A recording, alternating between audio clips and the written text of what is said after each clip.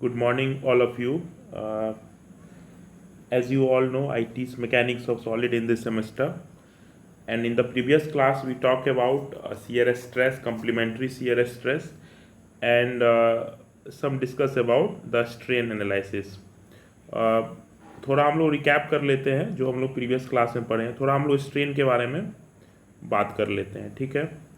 We talk about strain analysis. Okay.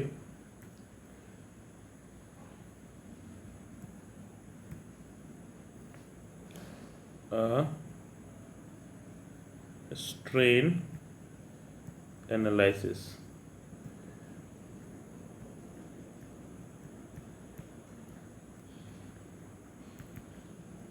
हमने क्या देखा था कि the deformation of a body under a load is proportional to its length. पहला point क्या था कि the deformation of a body, the deformation of a body under a load is proportional to its length.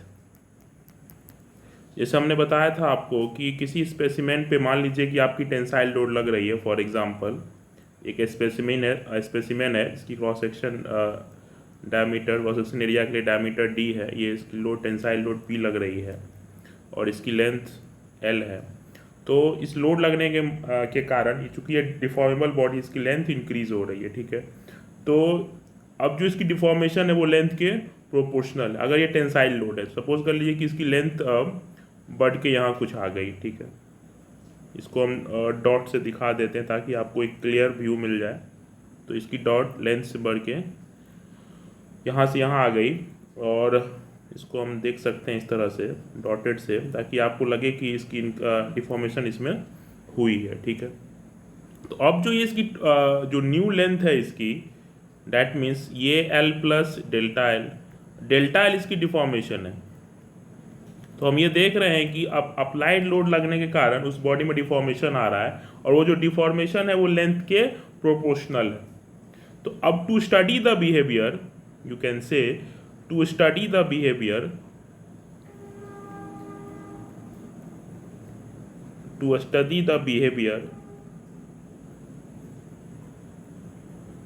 Behaviour of a material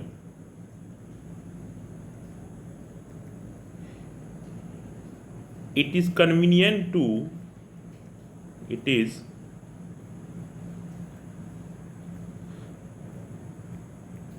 convenient to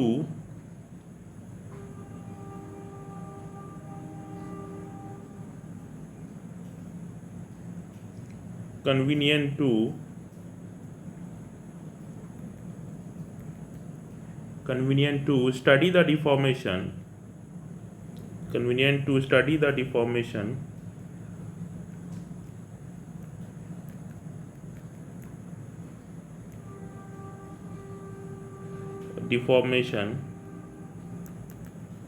per unit length. हम यहाँ क्या देख रहे हैं स्ट्रेन एनालिसिस में कि जब भी बॉडी, किसी बॉडी पे कोई एक्सटर्नल लोड लग रहा है, अगर वो बॉडी डिफॉर्मेबल है, ठीक है, तो उसकी लेंथ इंक्रीज होगी या डिक्रीज होगी वो लोड पे डिपेंड करे. अगर टेंसाइल लोड है तो उसकी लेंथ इंक्रीज होगी, अगर वो कंप्रेसिव लोड है तो उसकी लेंथ डिक्रीज होगी. अभी हम लॉन्गिट्यूडनल स्ट्रेन की बात कर रहे हैं. ठीक है. तो अब इसमें दो चीज़ है कि जो डिफॉर्मेशन होगी उसके लेंथ के प्रोपोर्शनल होगी. अब इस डिफॉर्मेशन को स्टडी करने के लिए जो हमारे लिए सबसे आसान क्या है कि जो डिफॉर्मेशन है हम उसको पर यूनिट लेंथ समझें. ठीक है. तो इस एनालिसिस को करने के लिए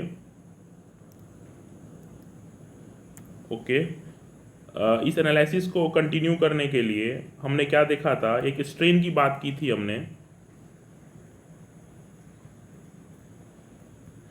और इसे हम एक ग्रीक लेटर इप्सिलॉन से दिखा रहे थे जो change in length upon original length हो रहा था. ठीक है. तो ये आपकी लॉन्गिट्यूडनल स्ट्रेन थी.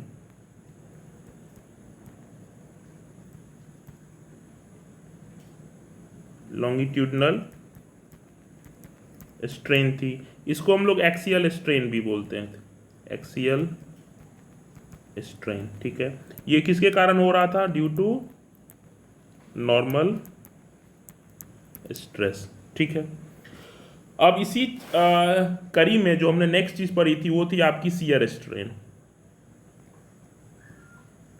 ठीक है, शियर स्ट्रेन में मैंने क्या बताया था? The change in right angle by corner angle. Suppose कर लीजिए कि आपकी कोई एक 2D प्लेट अगर हम देखें समझने के लिए, तो यहाँ एंगल अभी π/2 है। ठीक है, कॉर्नर एंगल π/2 है। इसके टॉप एज पे हमने एक शियर स्ट्रेस टाउ लगा दिया, जिसकी शेप कुछ इस तरह से हो जाएगी। अब इसको अगर प्रैक्टिकली समझे तो यहाँ से स्लाइड कर जाएगी। तो इसके कॉर्नर एंगल में अब क्या आ रहा है? चेंज आ रहा है। ये एंगल मान लीजिए चेंज फाई है, तो ये एंगल चेंज कितना आ गया? ये एंगल अब कितना आ गया? Phi, π/2 - phi. तो जो change in right angle of the shape due to application of shear stress, उसे हम क्या बोलेंगे? Shear strain. और स्ट्रेन केस में मैंने आपको एक चीज और बताया था कि ये डायमेंशनलेस क्वांटिटी है। स्ट्रेन क्या है आपका? डायमेंशनलेस क्वांटिटी है। Strain is dimensionless. क्यों डायमेंशनलेस है? क्योंकि हम देख सकते हैं कि यह ratio of two same unit है। शियर स्ट्रेन आपकी एक तरह की एंगुलर डिविएशन है। ठीक है, तो शियर स्ट्रेन और लॉन्गिट्यूडनल स्ट्रेन में एक फर्क है। ठीक है, ये इन टर्म्स ऑफ एंगल हम फाइंड करते हैं शियर स्ट्रेन, जबकि जो आपकी लॉन्गिट्यूडनल स्ट्रेन है ये change in length upon original length है। ठीक है, यहाँ हम मॉडुलस की बात इसलिए करेंगे क्योंकि in case of compressive delta L आपकी नेगेटिव आएगी। तो अभी हम साइन कन्वेंशन पे नहीं जा रहे हैं, अभी हम इसके मैग्नीट्यूड के टर्म में बात कर रहे हैं। अब जो नेक्स्ट इंपॉर्टेंट चीज अभी तक हमने दो पैरामीटर्स पढ़े हैं, स्ट्रेन और stress. Okay, till we study two most important parameter, that is stress and second one is strain. Now we have to develop a relation between these two quantity and that relation is basically called a constitutive relation. इन दोनों में relation है उसे हम लोग क्या कहेंगे? constitutive relation. यहीं से हम लोग modulus of elasticity and modulus of rigidity की बात करेंगे। ठीक है, इससे पहले, इसको समझने से पहले आपको कुछ चीज़ें समझनी पड़ेगी। एक चीज़ होती है आपकी टेंसाइल टेस्ट और डायग्राम। ठीक है, एक चीज़ क्या होती है आपकी? Tensile test diagram. ठीक है, सपोज कर लीजिए इस टेंसाइल टेस्ट डायग्राम में आपके पास एक स्पेसिमेन है। ठीक है, कुछ उसकी इस तरह से शेप है। एक आपके पास माइल्ड स्टील की शेप है, ये इसकी दो इंड है और इसकी लेंथ मान लीजिए कि 5D है। ठीक है, और इसकी लेंथ मान लीजिए कि D है। हमारे पास एक माइल्ड स्टील का स्पेसिमेन है जिसकी डायमेंशन कुछ इस तरह से। ठीक है, ये इसकी गेज लेंथ है, 5D is a gauge length and D is a diameter of this cross section, cylindrical cross section. ठीक है, तो अब हम इस स्पेसिमेन की टेंसाइल टेस्ट करेंगे with the help of UTM machine, with the help of UTM। ठीक है, UTM क्या है? Universal testing machine. ठीक है, इस इंड पे हमने दोनों पे, इसमें क्या होता है कि आप इसके इंड्स पे लोड लगा सकते हैं। तो इस पे हम इसकी टेंसाइल टेस्ट कर रहे हैं और देख रहे हैं कि किस लोड के कॉरेस्पॉन्डिंग या किस स्ट्रेस के कॉरेस्पॉन्डिंग ये फेल हो रहा है।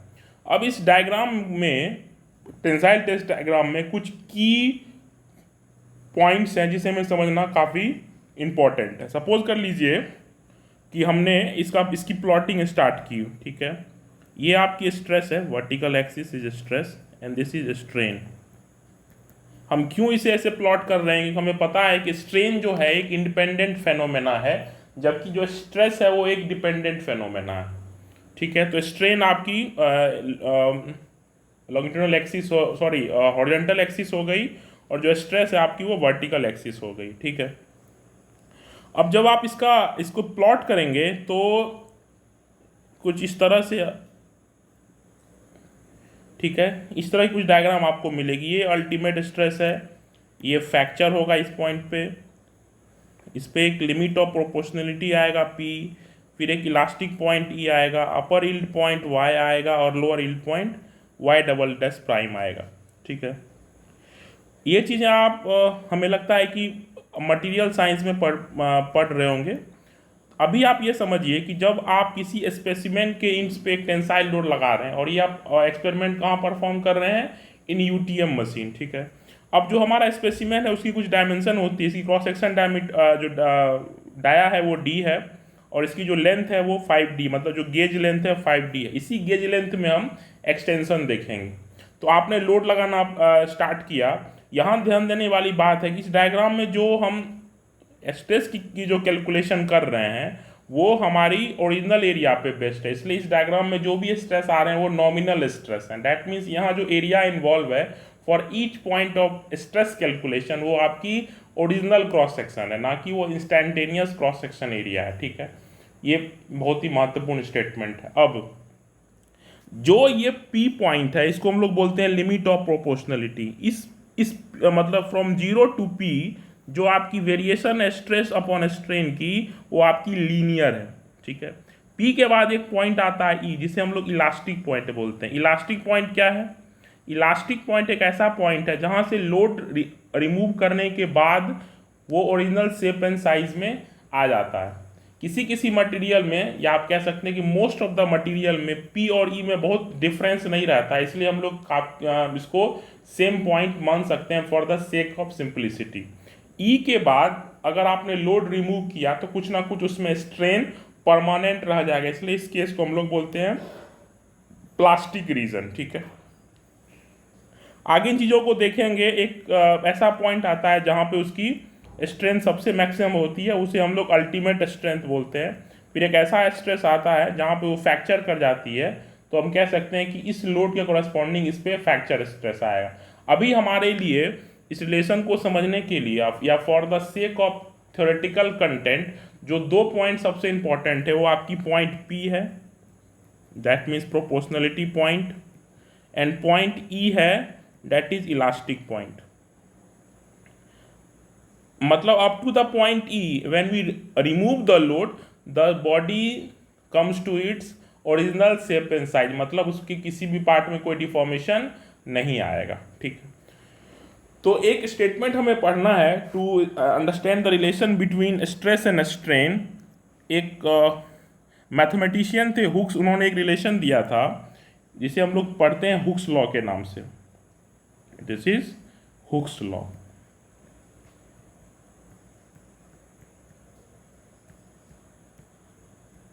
इस स्टेटमेंट के हिसाब से with in the elastic limit stress is proportional to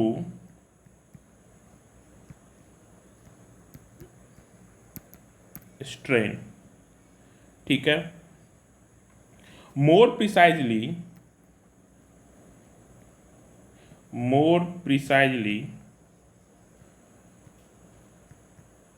this limit is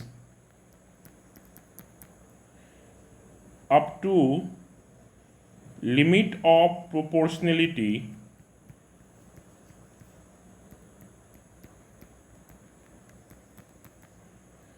but in most of cases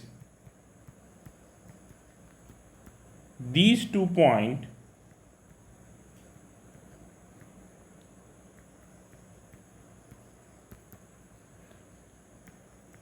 are closely enough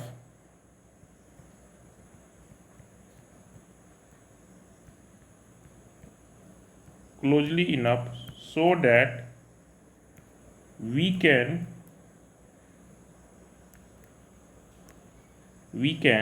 approximate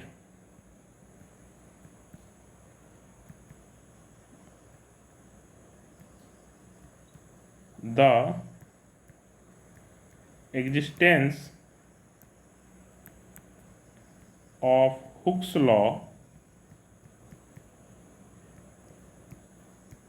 up to elastic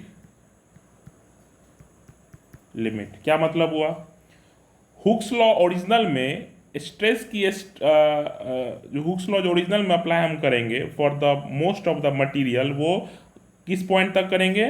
point of limit of proportionality या point of proportionality. लेकिन मैंने पहले ही बताया था आपको कि ये दोनों point, that means elastic limit के पॉइंट और लिमिट ऑफ प्रोपोर्शनलिटी के पॉइंट, दोनों आपस में काफ़ी क्लोजली रहते हैं, इसलिए हम इस लॉ को up to the elastic point extend कर सकते हैं। लेकिन अगर आपसे पूछे कि द हुक्स लॉ किस पॉइंट तक अच्छे तरीके से होल्ड करता है, तो आपका आंसर क्या होगा? Limit of proportionality. That means up to the limit of proportionality you can say, that means that is mathematically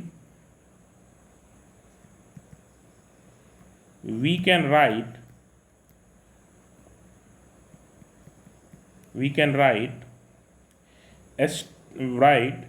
stress is directly proportional to strain। अभी हम यहाँ जो स्ट्रेस है ये टेंसाइल स्ट्रेस है और ये आपकी लॉन्गिट्यूडनल स्ट्रेन है।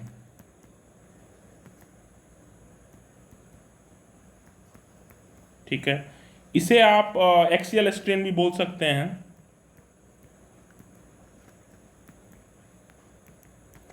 ठीक है, तो हुक्स लॉ क्या कहता है कि stress is directly proportional to strain up to the point of limit of proportionality, limit of proportionality.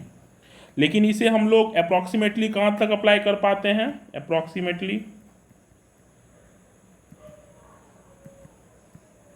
Up to the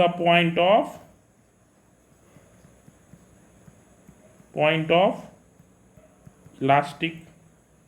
ठीक है, तो हुक्स लॉ एक तरह का मैथमेटिकल रिलेशन है। अब चूंकि ये दो क्वांटिटीज के बीच रिलेशन एस्टैब्लिश कर रहा है, इसलिए हम लोग इसको कंस्टिट्यूटिव रिलेशन भी बोलते हैं। क्या बोलते हैं हुक्स लॉ को हम लोग?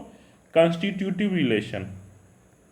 याद रखिएगा ये constitutive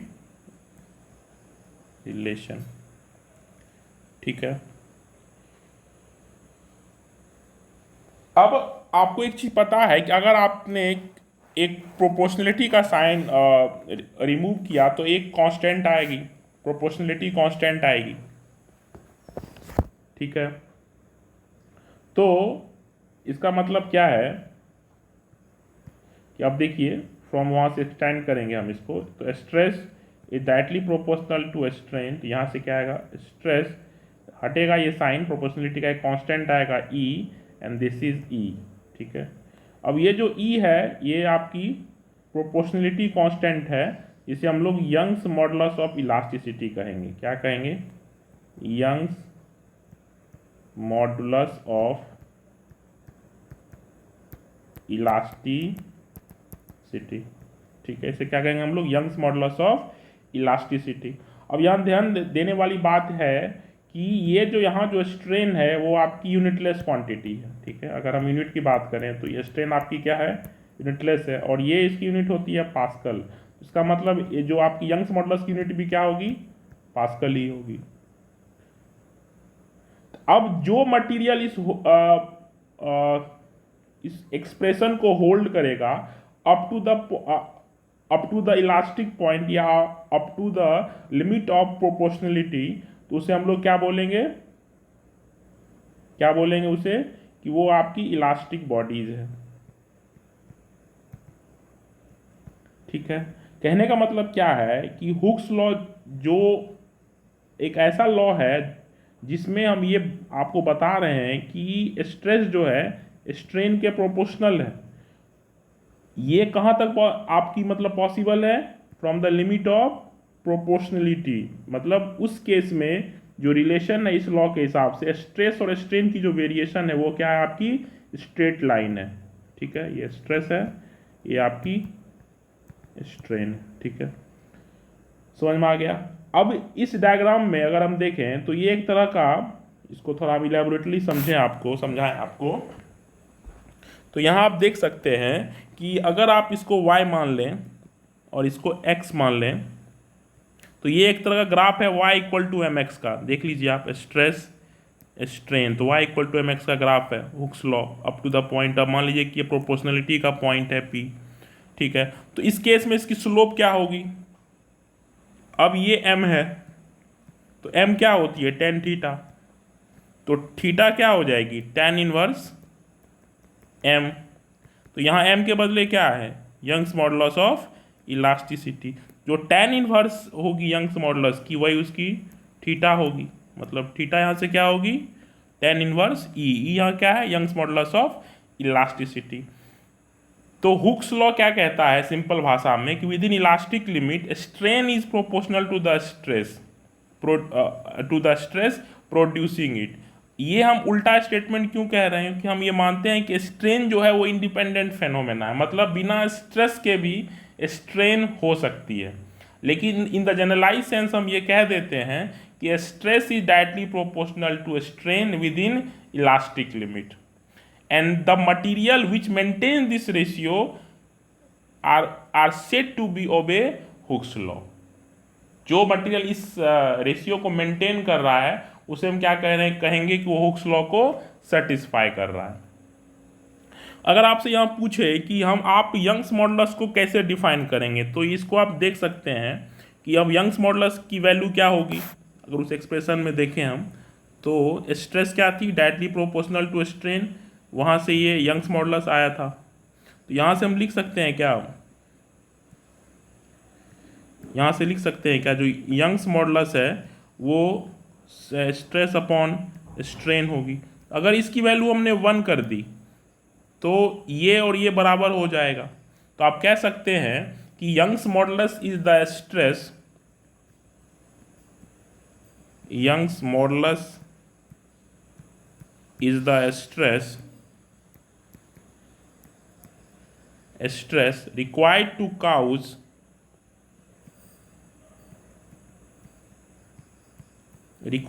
cause a unit strain, ठीक है। As a unit strain means, अब इसका मतलब क्या हुआ यूनिट स्ट्रेन का? कि लोड लगने के बाद जो स्ट्रेस आ रहा है वो इतना हो जाए कि उसकी स्ट्रेन उसके ओरिजिनल लेंथ के बराबर हो जाए। अब इसका मतलब क्या हुआ यूनिट स्ट्रेन का? कि मतलब डेल्टा एल जो है वो एल के बराबर हो जाए, तभी तो इसकी वैल्यू 1 आएगी। तो ये कब होगा? जब change in length original length के बराबर हो जाए। मतलब यंग्स मॉडुलस एक ऐसा स्ट्रेस है जो बॉडी में यूनिट स्ट्रेन प्रदान करे। अब यूनिट स्ट्रेन क्या है? इसका मतलब उसकी लेंथ दुगनी हो जाए, लेकिन प्रैक्टिकली ऐसा पॉसिबल नहीं है। इन मोस्ट ऑफ द केसेस जो स्ट्रेन होती है, खासकर माइल्ड स्टील में या आपकी एल्युमिनियम है जो भी है, वो इन द लिमिटिंग रेंज जो भी लोडिंग कंस्ट्रेंट रहती है वो 1/1000 के रेंज में रहती है। यहाँ एक बात और, माइल्ड स्टील की जो यंग्स मॉडुलस होगी वो रबर से ज़्यादा होगी। जो आपको ऐसा लग रहा हो कि rubber is a more elastic material, ठीक है, लेकिन माइल्ड स्टील की जो आपकी स्ट्रेन होगी, सॉरी, माइल्ड स्टील की जो आपकी यंग्स मॉडुलस होगी वो रबर से ज़्यादा होगी। इसका मतलब माइल्ड स्टील के लेंथ को दुगना करने के लिए आपको ज़्यादा स्ट्रेस की आवश्यकता होगी कंपेयर टू रबर। इसका सीधा मतलब यही है, ठीक है। इसका मतलब for elastic body strain is directly proportional to stress up to the elastic point, और या more precisely you can say up to the limit of proportionality, ठीक है। Similarly, you can say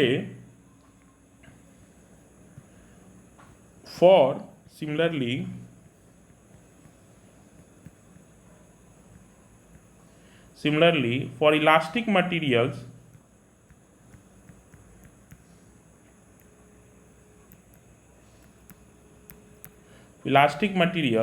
the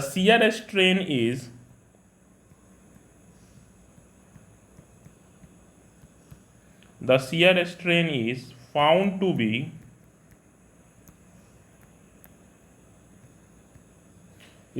to be proportional to the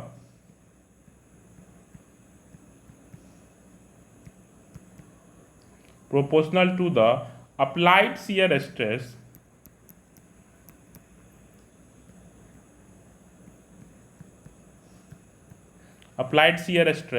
within the elastic limit.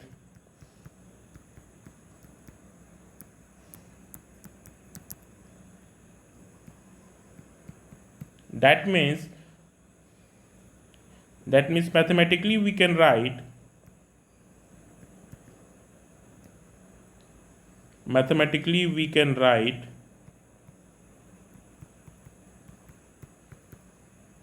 if tau is the shear stress and phi is the shear strain, and then we can write from this statement very clearly tau is directly proportional to, that means shear stress is directly proportional to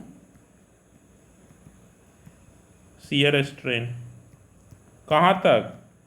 from the limit of proportionality, या इसको अगर हम लोग extend कर दें तो up to the elastic point. देखिए मैं फिर से बोल रहा हूँ, हुक्स लॉ अगर परफेक्टली आपको मैच कराना है तो कहाँ तक वो मैच करता है? Up to the point of limit of proportionality. लेकिन चूंकि ये दोनों पॉइंट आपस में काफ़ी नज़दीक रहते हैं in most of the material in tensile test diagram, इसलिए हम उस पॉइंट को एक्सटेंड करके up to the elastic limit बोल देते हैं. क्यों ऐसा बोलते हैं कि up to the elastic limit after the load removal, मतलब लोड को रिमूव करने के बाद वो बॉडी अपने ओरिजिनल शेप एंड साइज में आ जाती है. यहाँ भी अगर आप प्रोपोर्शनलिटी का साइन रिमूव करेंगे तो एक कांस्टेंट आएगा, that means tau equal to, एक कांस्टेंट हमने बोल दिया modulus of rigidity. Modulus of rigidity, ठीक है. अब चूंकि यहाँ भी ये आपकी यूनिटलेस है, स्ट्रेन भी क्या है आपकी यूनिटलेस है, ये क्या है आपकी यूनिटलेस है क्योंकि शियर स्ट्रेन है, और ये आपकी पास्कल है तो इसकी भी यूनिट क्या होगी? पास्कल होगी अगर हम एसआई में बात करें तो. या अगर हायर ऑर्डर की बात करें तो ये इसकी मेगा पास्कल होगी या गीगा पास्कल होगी. तो यहाँ से हम लोग क्या लिख सकते हैं? Modulus of rigidity equal to applied shear stress upon phi up to the point of elastic limit, up to elastic limit. तो हमने यहाँ से दो चीज़ों के बारे में पढ़ा, modulus of elasticity and modulus of rigidity. तो दो रिलेशन हमारे पास आ गए. एक रिलेशन क्या आया कि stress is directly for normal stress is directly proportional to strain within elastic limit. तो यहाँ से हमारे पास ये रिलेशन आया, ठीक है. अब within elastic limit shear stress is applied is directly proportional to shear strain. तो यहाँ से कॉन्सेप्ट हमारे पास क्या आया? मॉडुलस ऑफ रिजिडिटी का. ये आपकी मॉडुलस ऑफ इलास्टिसिटी है, मॉडुलस ऑफ इलास्टिसिटी. से हम लोग यंग्स मॉडुलस भी बोलते हैं और यंग्स मॉडुलस. और ये आपकी मॉडुलस ऑफ रिजिडिटी है. ये कहाँ तक अप्लाई है? Up to the elastic limit, ठीक है. ये जो स्टेटमेंट है ये दोनों आपकी हुक्स लॉ है. ये स्टेटमेंट हमने कहाँ से ऑब्टेन किया है? From Hooke's law.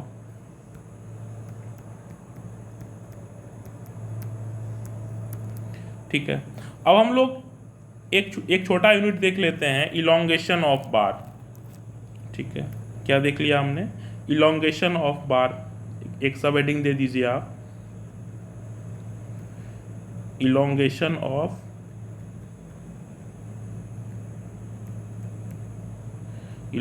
ऑफ ए बार. बार का मतलब है हमारा प्रिज्मेटिक बार. ये प्रिज्मेटिक बार क्या है? प्रिज्मेटिक का मतलब क्या होता है कि एक ऐसा स्पेसिमेन जिसकी diameter through out its length constant रहे. ये सपोज कर लिए हमारे पास एक सिलिंड्रिकल स्पेसिमेन है, ठीक है, इसकी क्रॉस सेक्शन है और इसकी अगर डायमीटर d है और थ्रूआउट इसकी डायमीटर जो है वो लेंथ सेम है, जिसे हम लोग क्या बोलेंगे, प्रिज्मेटिक बार। अब सपोज कर लीजिए कि इस पे हम केस फर्स्ट मान रहे हैं, इस पे एक केस लोड जो है P लग रहा है, टेंसाइल लोड P इसके एक्सिस के लॉन्ग। तो मैंने पहले ही बताया था इसमें टेंसाइल स्ट्रेस जनरेट होगी और इसकी में एक्सटेंशन आएगा। अब हम ये मान रहे हैं, जब तक कुछ कहा नहीं जाए आपको ये मानना है कि जो जिसमें जो स्ट्रेस है वो विद इन इलास्टिक लिमिट है, ठीक है। तो हमें अब इसकी इलोंगेशन का एक्सप्रेशन फाइंड करना है। तो consider a bar of length L and cross sectional area cross section area A under the action of load a force P। Suppose कर लीजिए कि इसकी लेंथ L है, क्रॉस सेक्शन एरिया जो है इसकी ये A है। तो आपको पता है कि स्ट्रेस जो होगी वो डायरेक्टली प्रोपोर्शनल टू स्ट्रेन होगी, ठीक है। तो यहाँ से आप देख सकते हैं कि आप इस साइन को हटाएंगे तो हमारे पास यंग्स मॉडुलस आएगा। तो स्ट्रेस को हम लोग क्या लिख सकते हैं यहाँ से, अगर हम ये माने स्ट्रेस क्या लिख सकते हैं, अपॉन P अपॉन A। क्या रिलेशन था, P अपॉन A था, स्ट्रेस लोड अपॉन एरिया। ये यंग्स मॉडुलस। स्ट्रेन क्या होगी, मान लीजिए इसके चेंज जो डिफॉर्मेशन आया इसमें वो change in length delta L upon original length इसकी क्या है, L है। सॉरी यहाँ एक मिस्टेक है, इसको आप करेक्शन कर लीजिए, सॉरी ये आपकी स्ट्रेन थी। तो यहाँ से P अप स्ट्रेस क्या आएगा, P upon A load upon area, और ये आपकी Young's modulus E strain delta L upon L, ठीक है। तो यहाँ से हमारे लिए जो एलोंगेशन है वो क्या है, डेल्टा L है। तो यहाँ से इलोंगेशन क्या आएगी, यहाँ से इलोंगेशन क्या आया, delta L equal to PL upon AE। कैसे आया था ये, स्ट्रेस क्या था, P upon A, Young's modulus strain क्या था, डेल्टा L अपॉन L। तो यहाँ से डेल्टा L क्या आ गया, PL अपॉन AE। अब इसकी लेंथ क्या होगी, इसकी लेंथ या तो मीटर होगी या सेंटीमीटर होगी या mm होगी, अगर हम SI के सिस्टम में, अगर हम लोग मैट्रिक सिस्टम में बात करें तो। अब यही अगर कंप्रेसिव हो गया लोड तो उस केस में क्या होगा, उस केस में क्या होगा, उसमें इसकी डिफॉर्मेशन होगी लेकिन उसमें उसकी लेंथ शॉर्ट करेगी, लेकिन एक्सप्रेशंस वही रहेंगे। इसकी डायमीटर D है, लेंथ L है, तो इसकी डायमीटर D है तो एरिया क्या होगी इसकी, π/4 d², लेकिन एक्सप्रेशंस वही रहेंगे। ये अलग बात है कि उस केस में डेल्टा L निगेटिव आएगा, लेकिन अब मॉडुलस की बात करेंगे तो PL अपॉन AE। अब हम थोड़ा साइन कन्वेंशन की बात कर लेते हैं। अब अगर हम स्ट्रेस के साइन कन्वेंशन की बात करें,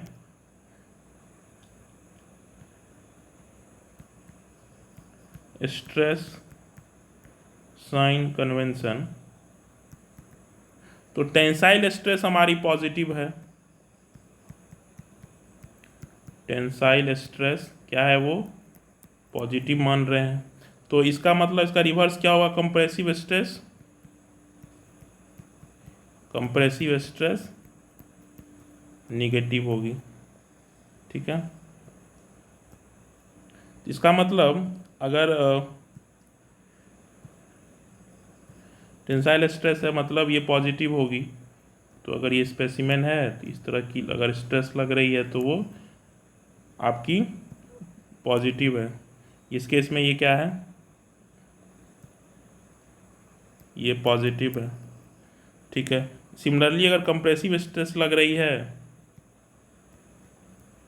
तो इस केस में ये क्या है, निगेटिव है।